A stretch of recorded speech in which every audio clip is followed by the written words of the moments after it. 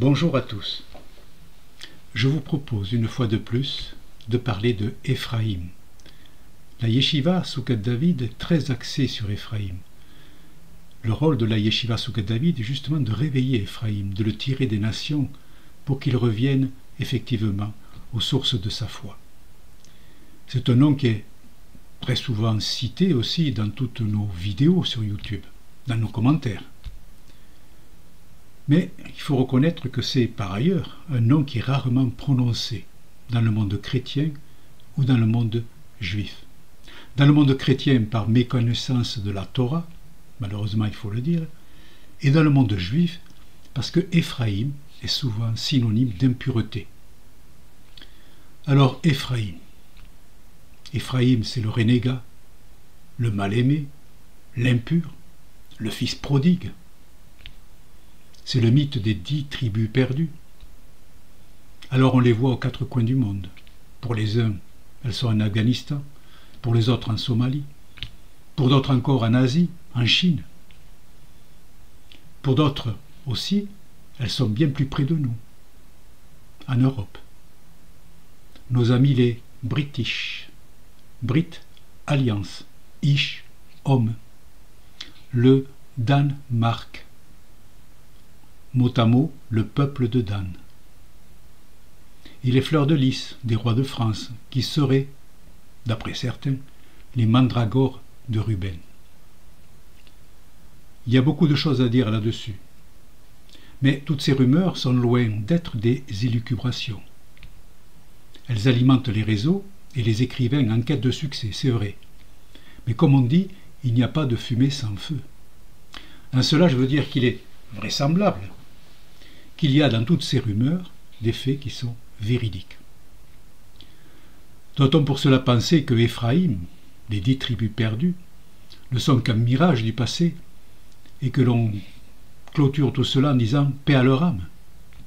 Non, car Éphraïm a un rôle primordial dans le plan de la rédemption. Il est la clé qui ouvre la porte au Mashiach. Car sans Éphraïm qui se joint à Juda, c'est-à-dire les Juifs d'aujourd'hui, la rédemption, la Géoula, ne peut se manifester. Ce que je vous propose, c'est un voyage à travers les Écritures, à la recherche de ces tribus perdues, en reprenant des textes et en les expliquant à la lumière de cette quête de Éphraïm. Et on terminera par quelque chose d'intéressant, la question de savoir suis-je un Éphraïmite? Le premier texte que je vous propose, c'est ce que je l'ai appelé le secret des bois. Chaque semaine, on étudie une portion de la Torah. Et à cette portion de la Torah, on rajoute un texte qui est pris dans le reste du Tanakh, de l'Ancien Testament, soit dans les prophètes ou dans les livres historiques. Et cette portion des Écritures que l'on va chercher est toujours en relation avec le thème de la paracha de la Torah. Donc nous avons eu, il y a quelque temps, la paracha Vayigash, il approcha. C'est dans Genèse 44, 18 à 47, 27.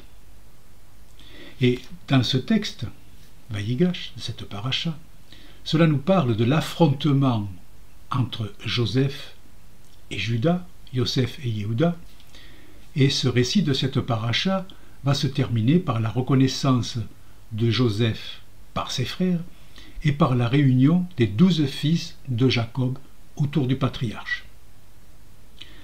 Là, je fais une petite parenthèse d'ailleurs au passage, puisque si vous connaissez ce texte très particulier, qui est magnifique d'ailleurs, de la rencontre, des retrouvailles entre Joseph et ses frères, Joseph dit 2 fois « Ani Yosef », « Je suis Joseph ». Et la première fois, lorsqu'il dit « Je suis Joseph », ses frères ne le reconnaissent pas. Je pense qu'il y a là un remetz, une allusion au fait que lorsque Yeshua, qui est une autre apparition en quelque sorte, qui suit en quelque sorte totalement le rôle de Joseph, lorsque Yeshua est venu en tant que Ben Yosef, justement, en tant que fils de Joseph, il n'a pas été reconnu, lui aussi, par ses frères. Mais la deuxième fois, il le sera. Il n'y a aucun problème là-dessus. Donc ce texte de paracha est associé à une haftara. Ce qu'on appelle une haftara, c'est un texte qui est en lien avec le thème de cette paracha. Et ça va apporter un supplément de connaissances. Et le texte qui a été choisi, cette haftara qui a été choisie pour imager, pour enseigner sur la paracha Vayigash, qui nous parle donc de la réunion des 12 tribus, c'est un texte qui est tiré de Ézéchiel au chapitre 37, des versets 15 à 28. La première partie de cette paracha, de cette haftara, du texte de Ézéchiel, dit la chose suivante. Et la parole de l'Éternel vint à moi, disant, et toi, fils d'homme, prends un bois et écris dessus pour Juda, et pour les fils d'Israël, ses compagnons. Et prends un autre bois et écris dessus pour Joseph, le bois d'Éphraïm, et de toute la maison d'Israël, ses compagnons.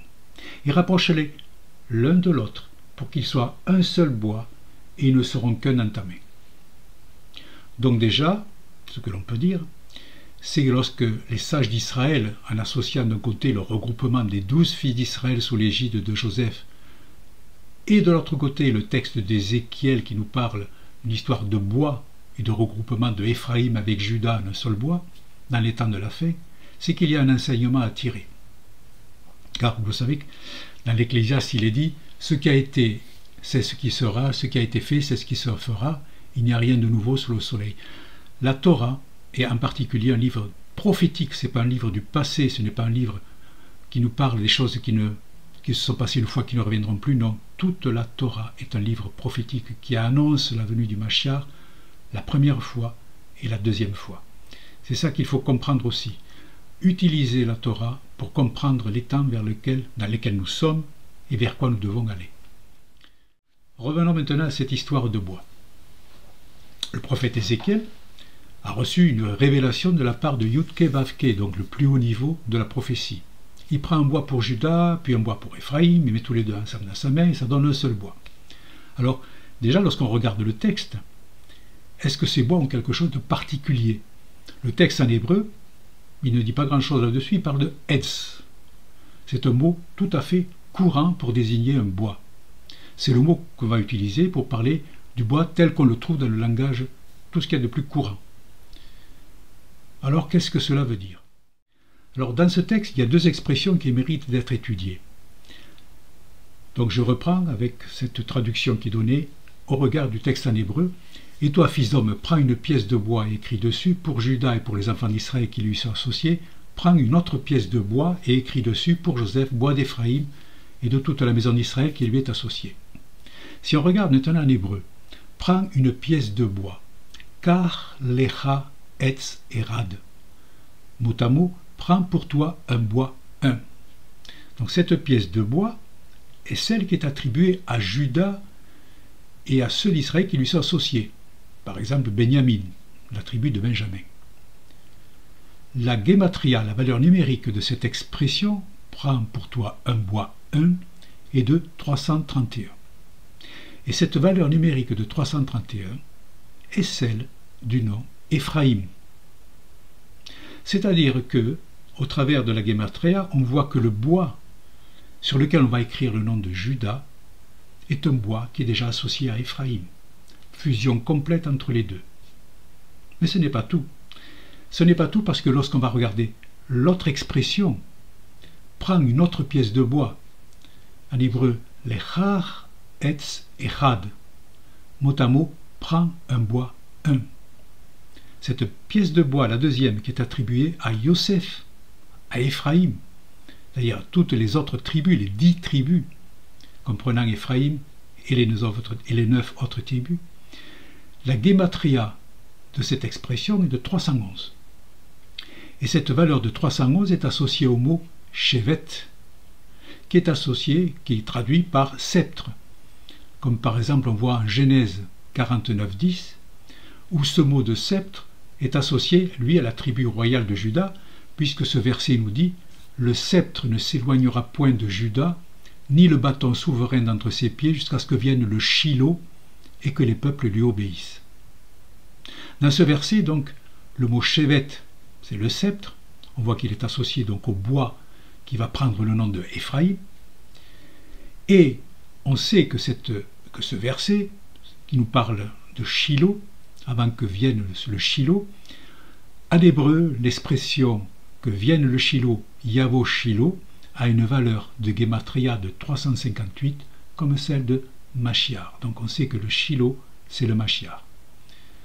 Là-dessus, on voit donc que ce bois, qui est associé donc à Éphraïm, signifie en fait qu'il est lui aussi un bois qui provient de Juda, du sceptre de Juda, de la lignée messianique de la lignée messianique de Juda. Ceci pour rappeler aussi un point à Éphraïm, un point important, c'est que Juda, c'est la tribu du Messie. C'est celle qui a reçu de la part de l'Éternel le sceptre de la royauté messianique, et que nul ne peut lui contester cette royauté. Alors, on pourrait s'arrêter là, sur ce texte déjà qui est extraordinaire, puisqu'on a des morceaux de bois, on sait expliquer à qui ils vont et ce qu'ils veulent dire en eux-mêmes, au travers de la Gematria. Maintenant, on va faire une autre étude pour confirmer cela. Comme vous savez, le Tanakh, l'Ancien Testament, a été traduit par des sages juifs de l'hébreu en grec. Et ça, cette traduction a commencé 300 ans avant la naissance de Yeshua. Et lorsqu'on reprend ce même texte de Ézéchiel, celui dont nous avons parlé avec les histoires de bois d'Éphraïm, le mot bois, lui, en grec, a été traduit par rhabdos. Et ce mot de rhabdos, ça veut dire des bâtons, baguettes, des bâtons de mesure et aussi un sceptre.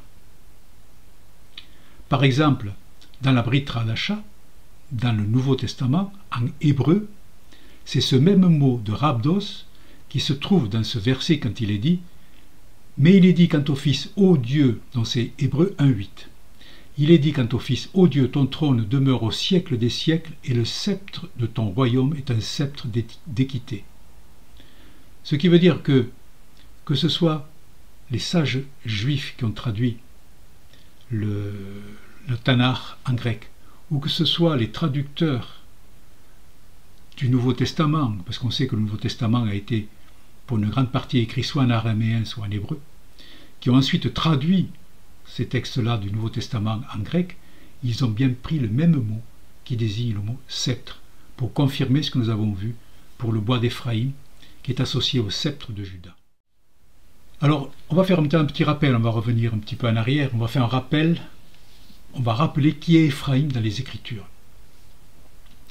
Alors déjà, le nom d'Éphraïm, on le trouve dans le livre de la Genèse, la première mention, livre de la Genèse, Bereshit, chapitre 41, verset 52, qui nous dit qu'il appela le second, ça c'est le fils de Joseph, le second Éphraïm, car Dieu m'a fait fructifier dans le pays de mon affliction. Donc on parle bien des fils de Joseph, qu'il a eu en Égypte, suivant ce que nous dit justement le texte de la Torah, en Genèse 41, versets 50 et 51, et avant que vienne l'année de famille, il naquit à Joseph deux fils, Kasnath, fille de Potiphéra, sacrificateur d'On, lui enfanta, et Joseph, appela le nom du premier-né Ménassé, car Dieu m'a fait oublier toute ma peine et toute la maison de mon père.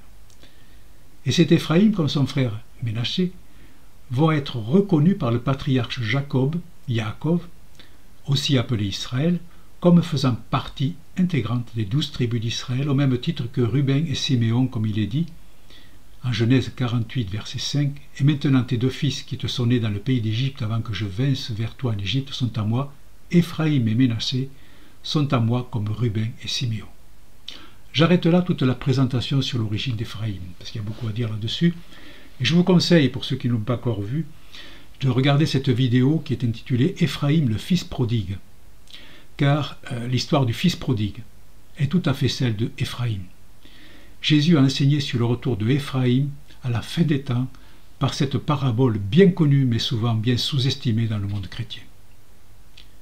Ce qu'il faut retenir, c'est le fait qu'Éphraïm va devenir dans l'histoire du peuple hébreu, et je ne dis pas le peuple juif, le symbole des 10 tribus perdues qui vont être exilées à moins 722 avant Jésus-Christ, quand la Samarie va être prise par le roi d'Assyrie Salmanassar ou encore Salmaneser, comme il conviendrait de le dire, Comme il est dit par exemple en 2 Rois, chapitre 17, verset 6, la 9e année d'Osée, le roi d'Assyrie prit Samarie, et il transporta Israël en Assyrie et les fit habiter à Calar et sur le Cabor, fleuve de Gozan, et dans les villes des Mèdes. Et par la suite, donc tout ça s'est expliqué aussi dans la vidéo dont je vous ai parlé sur le fils prodigue, Éphraïm va devenir le nom générique qui désigne dans les Écritures le royaume d'Israël, le royaume du Nord, constitué de 10 tribus, par opposition au royaume de Juda, Yehuda, qui lui va comprendre la tribu de Juda et la tribu de Benjamin. Alors par curiosité, possible pour savoir, je me suis livré à une recherche du mot Éphraïm dans le Tanakh, et on trouve des dizaines de versets le concernant. Mais dans la Brit Hadasha, c'est là que ça devient intéressant aussi, alors que le message de Yeshua s'adresse en premier aux Éphraïmites, lorsqu'il dit à ses disciples « Allez vers les 10 tribus perdues », ou vers les tribus perdues, c'est bien les Éphraïmites qui sont recherchés. En fait, dans la Brit Hadasha, il n'y a qu'une seule mention du nom de Éphraïm. En Jean 11,54, je rappelle que l'évangile de Jean est l'évangile Sod, l'évangile du 4e degré, Sod, le plus secret qui soit. Où il est dit dans ce verset de Jean 11,54, Jésus donc ne marcha plus ouvertement parmi les Juifs, mais il s'en alla de là dans la contrée qui est près du désert, en une ville appelée Éphraïm, et il séjourna là avec les disciples. Jésus, Yeshua, qui se réfugie dans la ville de Éphraïm. C'est un beau symbole, c'est un grand symbole. Pourquoi? Premièrement, c'est le symbole de Yeshua dans sa mission de Machiar, fils de Yosef, de Joseph l'Égyptien. Il est venu, entre autres, rechercher les 10 tribus perdues, Éphraïm, pour les ramener à la maison et regrouper ainsi les 12 tribus quand le temps sera venu de le faire. C'est le symbole que le Machiar, dans sa première venue, et en habitant la ville de Éphraïm, est descendu dans les nations avec les 10 tribus d'Israël qui sont parties en exil. De la même façon que la Shrina, la présence divine, suivant les enseignements des sages, est descendue en Égypte avec Jacob et ses enfants pour l'exil égyptien. C'est le symbole que Éphraïm, aujourd'hui, dans les églises, qui annoncent Jésus au monde entier, la rédemption par le sang de l'agneau immolé, c'est un symbole parce que ces églises, aujourd'hui, ces églises chrétiennes sont dans Édom. Édom, c'est Ésav. Et Ésav a perverti le message initial pour le couper de ses racines juives. Et d'ailleurs, si on regarde ce texte de l'évangile de Jean, juste un petit peu au-dessus de ce verset que je vous ai cité, il y a un verset, c'est le verset 52, qui explique ce que je viens de vous dire. Jésus vient d'avoir une altercation avec le souverain sacrificateur, avec les religieux. Et donc, ce qui est dit dans cet évangile de Jean, c'est la chose suivante, dans ce verset, les versets 51 et 52. Or, il ne dit pas cela de lui-même, c'est le souverain sacrificateur qui parle. Mais étant souverain sacrificateur cette année-là, il prophétisa que Jésus allait mourir pour la nation. Écoutez bien, et non pas seulement pour la nation, mais aussi pour rassembler en un les enfants de Dieu dispersés. Autrement dit, Éphraïm, qui doit revenir se joindre à Juda.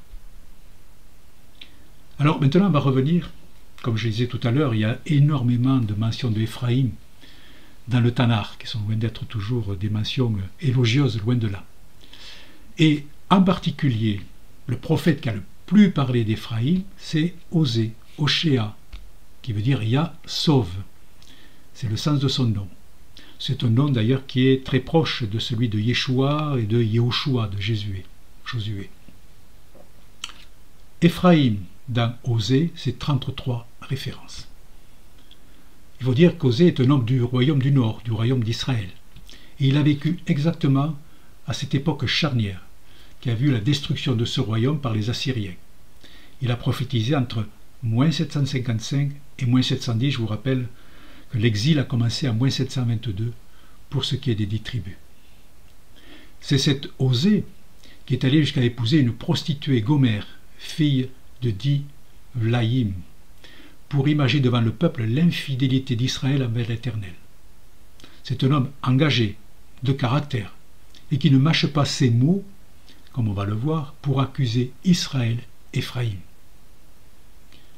En effet, dans ses diatribes contre Éphraïm, le prophète Osée va utiliser des paroles fortes pour accuser le royaume d'Israël de la pire des choses, l'abandon de Dieu et de sa Torah, et ce qui en est le résultat, la chute dans l'idolâtrie. Souvenez-vous que quand on commence à se détourner des enseignements de la Torah, on finit par emprunter le chemin de la perdition. On commence par supprimer des commandements et on ouvre la porte directement aux pratiques idolâtres. C'est un chemin et un schéma bien connus. Alors je prends un exemple de ces versets de Osée pour expliquer ce rejet par Dieu de Éphraïm lorsqu'il est dit en Osée chapitre 4 verset 6, c'est Dieu qui parle. « Mon peuple est détruit faute de connaissance, car toi tu as rejeté la connaissance et je te rejetterai, afin que tu n'exerces plus la sacrificature devant moi, car tu as oublié la loi de ton Dieu, et moi j'oublierai tes fils. » Osée utilise même des mots très très forts, comme dans ce verset en Osée chapitre 5, verset 3, où il est dit « Je connais Éphraïm, et Israël ne m'est point caché, car maintenant Éphraïm, tu as commis la fornication, Israël s'est souillé. » La fornication, rien de moins. Et je dirais même que Chouraki va encore plus loin. Dans la Bible Chouraki, il est dit en substance pour ce même verset, écoutez bien, « Oui, maintenant tu putasses Éphraïm, Israël, tu te contamines. » Ce sont des mots choquants, mais c'est bien là le sentiment du prophète Osée au regard de ce que faisait Éphraïm. Et d'ailleurs, on peut rapprocher cela en termes peut-être un peu moins choquants de ce que Yeshua fait dire au frère aîné du fils prodigue, qui est en fait Judas, Yehuda. Quand il parle du cadet qui est revenu, il dit, Yehuda, en parlant de son frère cadet, « Mais quand celui-ci, ton fils, qui a mangé ton bien avec des prostituées, est venu, tu as tué pour lui le veau gras. » On sait que la prostitution, comme on vient de le voir, lorsqu'on parle de prostitution dans les textes, dans la Bible, c'est très souvent lié aux fausses doctrines et à l'idolâtrie. Mais ce qui nous intéresse aussi, c'est finalement le retour d'Éphraïm, son rôle, lorsque le temps sera venu. Parce que Osée, lui aussi, parle du retour d'Éphraïm vers sa maison. On va regarder quelques versets pour regarder encore la richesse de l'interprétation de certains versets pour connaître le sens des Écritures. Il y a quelque chose qui nous frappe. Dans le livre d'Osée, par 2 fois, Éphraïm est associé à une colombe. Par exemple, en Osée, chapitre 7, verset 11, il est dit « Éphraïm est comme une colombe, Yona, stupide, sans intelligence, ils implorent l'Égypte et ils vont en Assyrie. » Chapitre 11 ensuite, verset 11. Donc en fait, là, Osée parle de Éphraïm. « Ils accourront de l'Égypte comme un oiseau, et du pays d'Assyrie comme une colombe, Yona, et je les ferai habiter dans leur maison, dit l'Éternel. » Alors cette colombe, elle est taxée de stupidité dans le verset 7. Par contre, elle est mentionnée au verset 11, au chapitre 11, comme cette colombe qui revient du pays d'Assyrie vers sa maison. La colombe qui retourne à sa maison. Cela, on peut le rapprocher d'un verset. De notre verset presque énigmatique, qui est dans le livre du prophète Ésaïe, au chapitre 60, et c'est le verset 8 qui dit. Là aussi, c'est un verset extraordinaire, parce qu'il arrive comme ça, sans crier gare, au travers d'un récit. Et ce verset, très court, dit la chose suivante. « Qui sont ceux-là qui volent comme des nuées, comme des colombes vers leur colombier ?» Et là, on parle de Yonim, donc c'est le pluriel de Yona, ces colombes qui reviennent vers leur colombier, leur maison. On a donc cette conversion, la convergence entre les colombes qui rentrent au bercail et Éphraïm qui représente en ce cas la totalité des 10 tribus perdues du royaume d'Israël.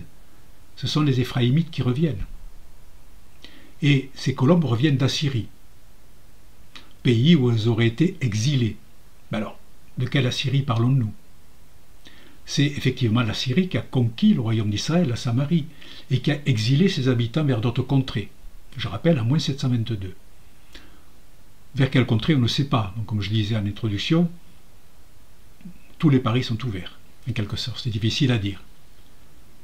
Mais en fait, il faut aussi comprendre, élargir son esprit et comprendre que le terme d'Assyrie recouvre en fait toutes les nations où les Éphraïmites ont été dispersés. Et d'ailleurs, ce verset qu'on a cité d'Osée, ce verset d'Osée qui a été cité, il est identique à un verset que Zacharie, chapitre 10, verset 10, a dit, à peu près de la même façon, en parlant aussi de ces tribus dispersées, où il est dit « Je les ramènerai du pays d'Égypte, et je les rassemblerai de l'Assyrie, et je les ferai venir au pays de Galaad et du Liban, et il ne sera pas trouvé assez de place pour eux. » Le retour d'Éphraïm en terre d'Israël, ça va être extraordinaire. Il n'y aura pas, on ne sera pas trouvé assez de place pour eux, pour vous dire la quantité. N'oubliez pas qu'on parle dans les bénédictions de Éphraïm, on parle des myriades d'Éphraïm. Et la terre d'Israël ne sera pas assez grande. Et je parle encore là du grand Israël. C'est encore autre chose, c'est un autre sujet. Mais il faut se souvenir de ça. Mais ce verset dont on parlait là, mais qui sont ceux-là qui volent comme des nuées, comme des colombes vers leur colombier, ce verset donc d'Ésaïe, recèle encore une autre richesse. Ce verset commence par une expression, qui sont ceux-là, mi-élés. Et cette expression mi-élés, on la retrouve dans le verset 8 du chapitre 48 de Genèse, quand Jacob, Israël, veut bénir les enfants de Joseph, Éphraïm et Ménaché. Il est dit en Genèse 48, verset 8.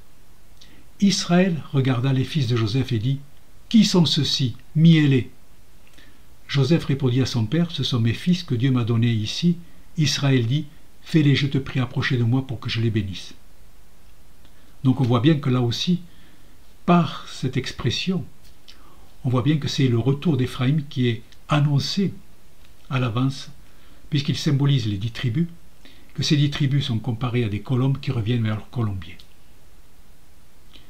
D'ailleurs, je vous engage à lire le chapitre 48 du livre de Ézéchiel qui nous parle de la répartition de la terre promise entre les 12 tribus d'Israël, Juda et Éphraïm lors des temps messianiques.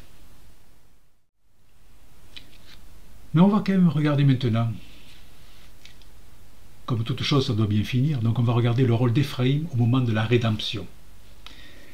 On a vu qu'Éphraïm est rappelé à revenir sur la terre d'Israël après avoir été dispersé dans toutes les nations. Mais il y a un fait troublant, c'est que Éphraïm n'est pas que passif, il est aussi actif avec son grand frère Juda pour châtier Édom. Il y a dans les écrits du prophète Abdias, Ovadia, le verset, dans le chapitre 1, versets 15 à 18, quelque chose de très intéressant.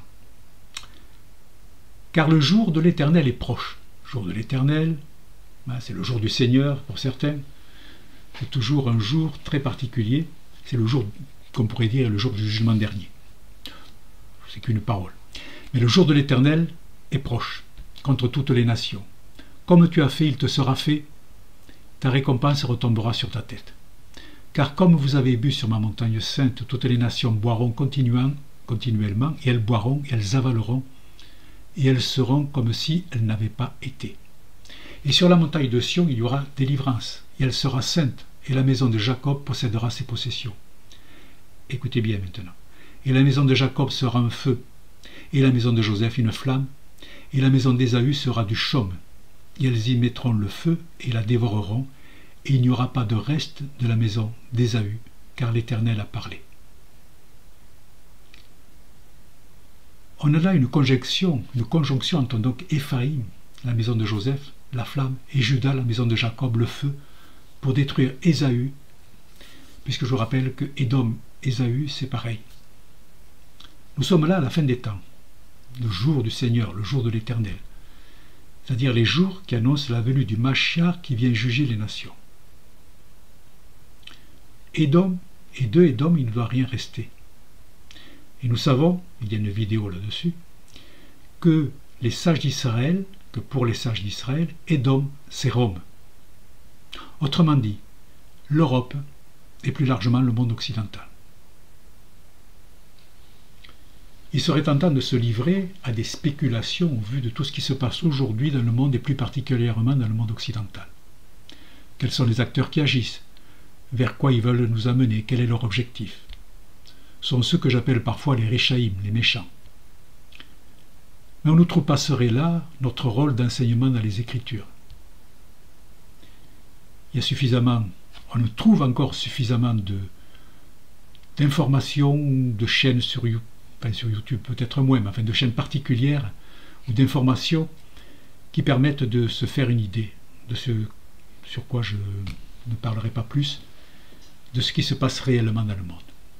Il appartient à chacun de réfléchir, de se renseigner sur les événements en cours, en évitant de rester focalisé sur des réseaux, sur des informations officielles qui ne font que restituer les discours qu'on leur demande de nous passer. Être attentif au temps et ne pas rester que dans le monde spirituel est de notre devoir pour s'informer et informer les autres. C'est ce que faisaient les prophètes en leur temps. J'ajoute aussi un point particulier. Ça, c'est un point en dehors de l'enseignement spirituel, mais c'est juste un enseignement pour tous. C'est un point particulier. Quand on comprend que toutes les décisions que prennent nos élites, nos gouvernements, ont pour objectif de détruire Édom, dont le monde occidental en général et l'Europe en particulier, on comprend alors pourquoi ces décisions sont jugées stupides et insensées par des commentateurs qui ne sont pas du côté des serviteurs des méchants. Mais attention, parce que contrairement justement à ce que j'entends, ce qu'on entend, ce qu'on lit concernant nos gouvernements, que ce soit gouvernement au niveau européen ou enfin bref, nos gouvernants sont bien plus intelligents qu'on ne pense. Nos gouvernants sont bien plus intelligents qu'on ne pense. Toutes les décisions sont prises pour semer le chaos dans notre société, dans nos sociétés, et ça on ne le comprend que si on comprend l'histoire de Ésaü, de Édom, de Éphraïm et du retour d'Éphraïm. J'en reste là. Où est donc Éphraïm aujourd'hui? Et alors, question subsidiaire, qui peut se réclamer d'être un Éphraïmite? Alors, dans la vidéo sur Éphraïm et le fils prodigue, si vous ne l'avez pas vu, je vous conseille quand même de la regarder, je terminais l'exposé en donnant ces informations. Il y avait 3 points particuliers. Le fils prodigue connaît le Père, et on parle là du Dieu de Juda. Autrement dit, du Dieu d'Abraham, du Dieu de Yitzhak et du Dieu de Yaakov. Éphraïm, le fils prodigue, se situe dans l'histoire du peuple hébreu. Le fils prodigue reconnaît son péché. Il fait teshuva quand il demande le pardon du Père. Il a conscience qu'il a violé les commandements que Dieu nous a donnés. Et pour finir, un petit détail, suivant Rachi, la tribu d'Éphraïm avait comme symbole sur sa bannière un poisson. Or, c'est ce poisson que les premiers chrétiens avaient choisi comme symbole, c'est le fameux ictus. Tout cela pour arriver à la conclusion que Éphraïm, les 10 tribus, se trouvent majoritairement, mais pas seulement, dans le monde occidental et dans les églises chrétiennes. Et malheureusement, comme je disais tout à l'heure, il est tombé dans les fausses doctrines et l'idolâtrie. Alors, question, suis-je un Éphraïmite? On est bien d'accord pour dire aujourd'hui que les descendants des 10 tribus sont dans l'impureté la plus totale si on compare avec les règles de pureté du peuple juif encore aujourd'hui. Pas question pour un Éphraïmite de faire remonter sa généalogie au patriarche. Ne parlons même pas de la circoncision pour les hommes. Sans oublier bien sûr toutes les actions jugées comme idolâtres commises par les églises qu'on a endossées en tant que chrétiens au regard des commandements de Dieu. Mais revenons au fils prodigue maintenant, cet enseignement si riche de Yeshua. Le Père reçoit à nouveau ce fils prodigue qui est de retour. Par son retour, Éphraïm est pardonné parce qu'il a fait teshuva. Comme il dit dans le texte, il s'est retourné en lui-même. Et ceci, c'est le symbole de la repentance devant Dieu. Dieu va effacer des millénaires de péchés commis par les descendants des 10 tribus. C'est comme ça. Il est la chesed, la grâce même pour qui veut revenir à lui. Mais il y a encore plus que cela, car les sages d'Israël nous enseignent la chose suivante. C'est extraordinaire, écoutez bien. Celui qui est tombé dans le péché au plus bas niveau de l'impureté, mais qui réussit à abandonner son péché pour revenir aux commandes de Dieu, qui fait une teshuva sincère, eh bien cette personne a un degré spirituel supérieur à un juste qui a toujours toute sa vie pratiqué le commandement de Dieu. Pourquoi? Parce que le pécheur a su transformer, le pécheur repenti a transformé le mal en bien. C'est exactement ce qui ressort de l'histoire du fils prodigue, car il est reçu à la table du Père où il va banqueter avec le Père, ce qui est une image, alors que le frère aîné, Judas, lui, il est encore dans la cour de la maison. On l'imagine, harassé de travail, plein de poussière. Il n'est pas invité au repas. Mais il le sera plus tard, mais il n'est pas invité au repas. Alors, éphraïmite ou pas? Nous sommes dans les temps de la fin, comme on l'annonce régulièrement dans notre yeshiva. L'Esprit de Dieu bat le rappel de ses enfants sur toute la terre. C'est un appel individuel. Un appel à sortir de Babylone, comme il est dit, « Sors de Babylone, mon peuple ». Un appel à sortir des fausses doctrines, de l'idolâtrie, de refaire un point dans sa vie et de se débarrasser de tout ce qui encombre matériellement et spirituellement notre vie, de purifier nos lieux d'habitation, de travail, nos lieux de vie. Et je peux vous assurer qu'il y a vraiment de quoi faire. Car quand on regarde bien, il y a souvent des choses qui restent dans notre vie qu'on ne voit pas alors qu'elles sont supprimées. Des médailles, des croix, des souvenirs de famille, des statuettes, de ceci, de cela. Ça fait peut-être... Je l'ai personnellement fait, donc ça peut faire mal au cœur, effectivement, de se débarrasser de choses qui appartenaient à nos grands-parents. Mais ce sont des idoles. Il faut le faire. Il faut franchir ce pas-là. Ensuite, la teshuva pour demander pardon au Père et pour commencer un chemin d'apprentissage des commandements de Dieu, le Shabbat, les fêtes de l'Éternel dans son calendrier, la cache-route, la tzedaka, comme il veut que nous la fassions. Et je peux vous assurer que quand on commence ce chemin, il nous accompagne réellement. On a des aides spirituelles pour nous aider à progresser. Attention toutefois pour un chrétien, un disciple d'Yeshua, de ne pas tomber dans le trop enfer. Car là aussi, on peut se tromper de route, ou du moins perdre du temps. Bien entendu, nos frères juifs sont nos maîtres dans beaucoup de domaines. Et on doit les écouter. Et pour l'instant, l'Éternel n'a pas permis qu'ils reconnaissent dans ce Jésus des églises le Yeshua Mashiach ben Yosef. Comme il est dit en 2 Corinthiens 3, 14, 18.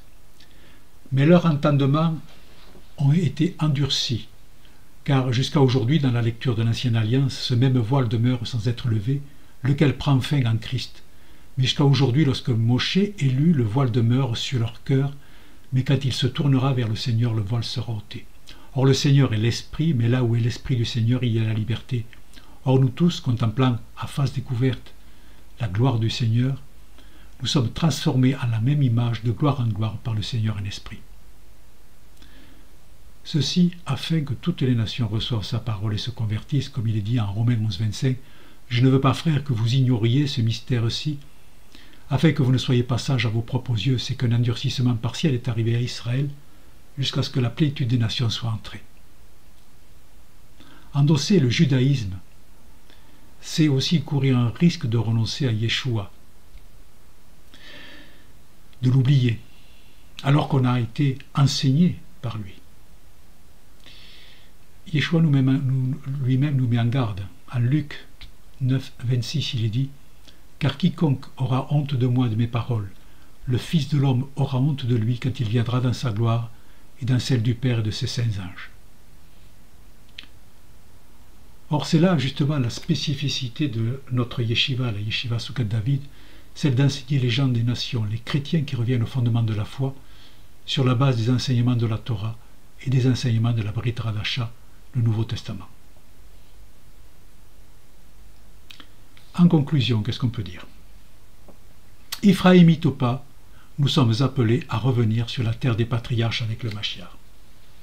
Cela ne dépend que de nous, que de notre volonté à faire teshuva et à revenir avec sincérité au Père pour entrer dans la ville sainte par une des 12 portes, comme il est dit en Apocalypse 21, 10 et 12, 14.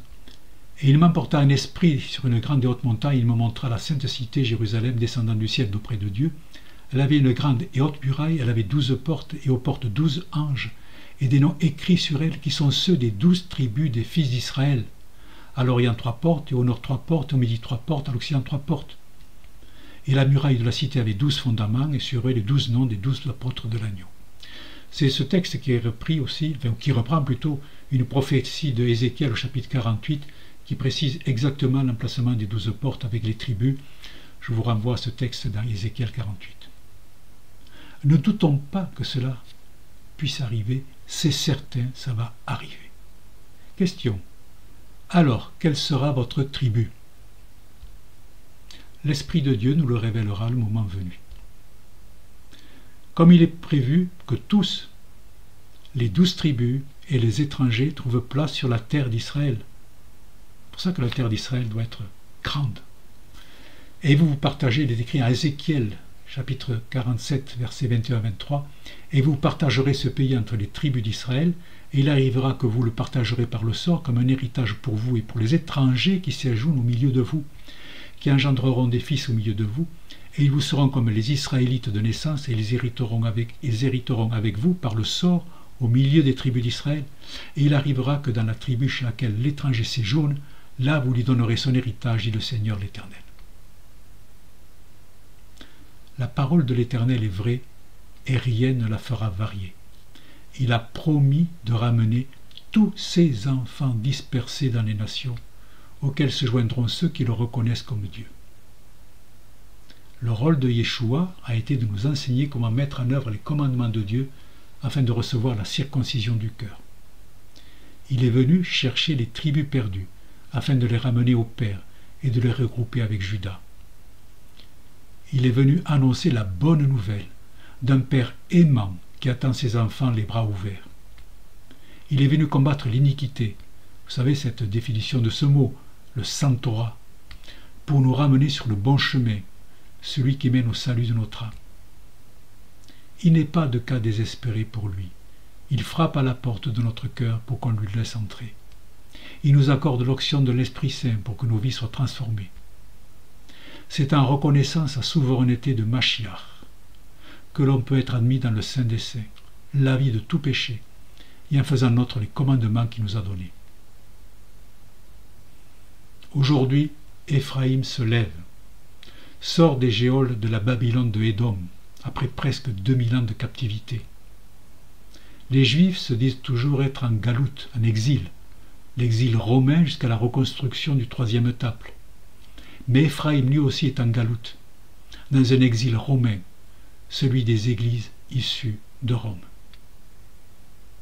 Bientôt Pessah, Pâques, la sortie de l'Égypte, image prophétique de la libération du peuple de Dieu de retour vers sa terre promise. C'est là notre souhait à tous. Et je terminerai en disant, comme on dit dans les prières de Sidour, qu'il en soit ainsi, et disons Amen, Amen, que l'Éternel vous bénisse. Amen.